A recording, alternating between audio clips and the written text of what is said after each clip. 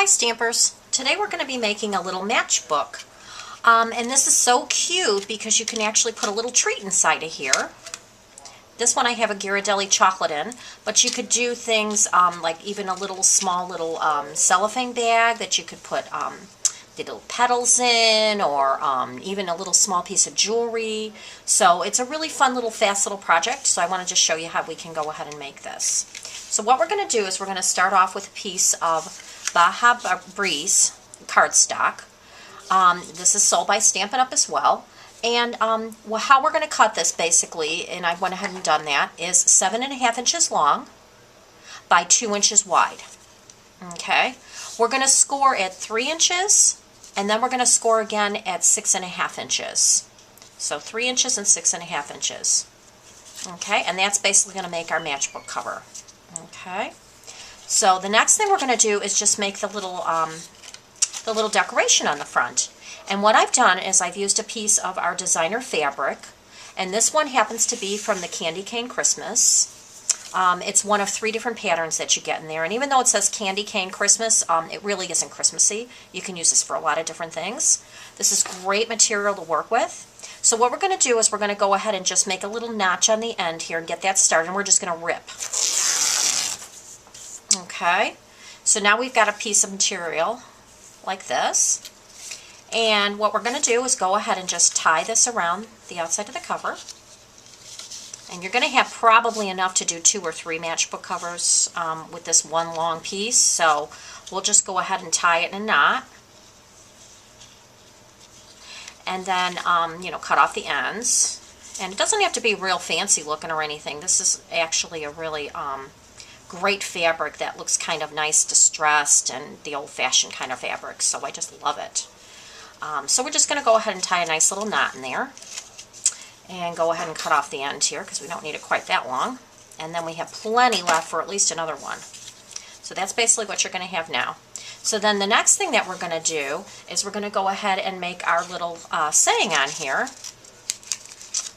And I'll just kind of show you what I've used. I've used something called the, it's A to Z alphabet, which is this here.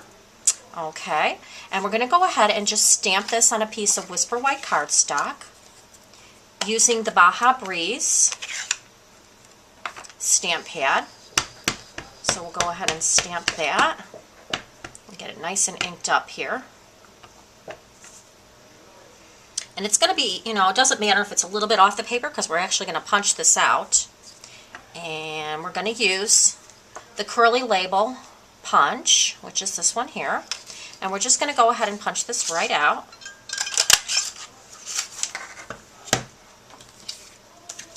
And then you're going to have a piece that we'll just go ahead and set aside. So you're going to have a little piece like this. Okay, it's so cute. It's got little tiny little letters on it. I love this one.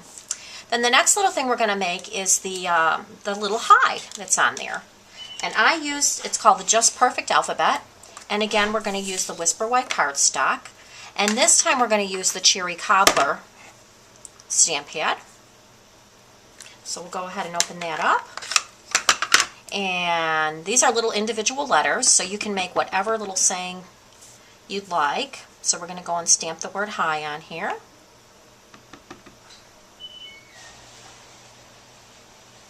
Alrighty, and then we're going to go ahead and use the 1-inch circle punch and go ahead and punch that out. Alright, and then you have something that looks like that. And now we're just going to go ahead and assemble this, and it's really fast, quick, and easy. So for the little Curly Label one, all I'm going to do is use some snail adhesive, and we'll put that on the back. Alrighty, and we'll just go ahead and adhere that. And then I'm going to use a little dimensional or pop-up dimensional, Stampin' Dimensionals here, just to kind of make that high kind of pop off the page a little bit more. Got some sticky on the back. We'll take off the backing paper. We'll go ahead and attach that right there. So basically your card is done. Now all you need to decide is what you want to put on the inside. So we're going to go ahead and just put another Ghirardelli chocolate inside. And these actually have the little flaps on them, so that works out really, really good. You need something that's a little longer because you're going to go ahead and actually staple this in to the card. And I'll show you a different little look too. This is just a little felt flower that I have in there.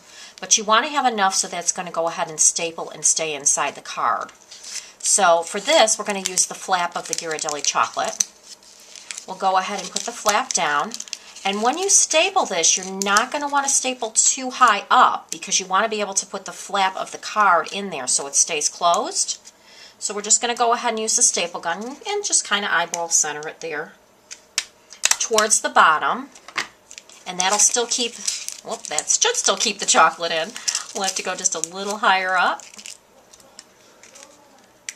We'll go ahead and take that staple out later. And then your card is done. And that's all you have to do. Very, very simple. So I hope you enjoyed that little quick little matchbook cover. Thanks. Come back soon.